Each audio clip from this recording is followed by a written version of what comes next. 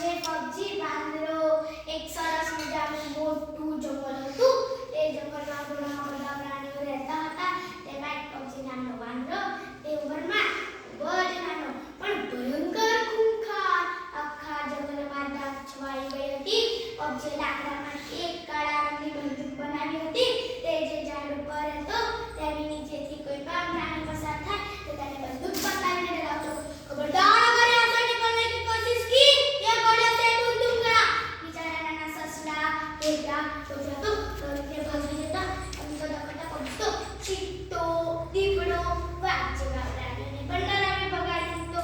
આ એક દિવસની વાત છે. ત્યાંથી જંગલના વનરાજા પસાર થઈ રહ્યા હતા.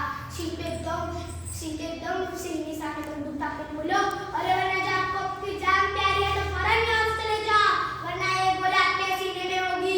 वनराजा तो कुछ न बोला પણ ચૂપચાપ ચાલ્યા ગયા. પણ અંદરથી તો ખૂબ જ ગુસ્સે ભરાયેલા હતા. આટલો નાનો વાંદરો વનરાજાનો અપમાન કરે અને બાળક સમજી તેને કંઈ ના કહ્યું. બીજી સવારે જંગલના બધા જ પ્રાણીઓની સભા બોલાવી નાખી જ કરતા ગઈ. બધા પ્રાણીઓએ પબજીની પીડાત કરી અને મહારાજાએ આદેશ કર્યો કે એ વાંદરો એક અઠવાડિયામાં વનરાજામાંથી નહીં માંગે.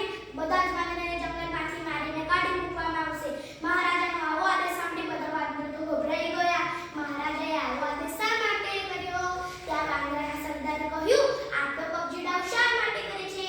ત્યાં ચીંકુ અને મિંકુ પબજીના મિત્રો કહે, બાપુ આપણા પબજી પાસે એક મોબાઈલ છે.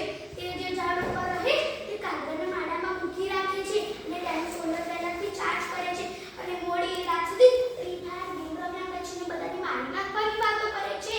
હવે આ વાંદરાના લીધે તો આપણા આખા સમાજને જંગલથી બહાર જવું પડશે. આ વનરાજા તો છે ને કોઈને જ નહીં છોડે એમ કહી બધા વાંદરો તો ગભરાઈ ગયા. હવે કરવું શું આ પબજીનું? એટલામાં ચીંકુ અને મિંકુ બોલ્યા, આઈડિયા. બાપુ તમે ચિંતા ન કરશો, અમે એક યુક્તિ કરી છે. યુક્તિ યોજના મુજબ નક્કી કરી તે લોકો પબજી પાસે ગયા. પબજી તો પણ ગેમ રમવામાં મશગુલ હતો. પબજી અમે મીઠા જાંબુ ખાવા જઈએ છીએ. ચાલ તારે આવું હોય તો કરી. તો જાંબુ ખૂબ જ ભાવે છે ને. અને ત્યાં ચીંકુ બોલ્યો, તારો મોબાઈલ તું બેલ્ટ પોકેટમાં લઈ લેજે. આપણે ત્યાં જઈને મસ્ત ફોટા પાડીશું. પછી તો પબજી ફટાફટ તૈયાર થયો અને તે લોકો તો જાંબુના ઝાડે પહોંચ્યા.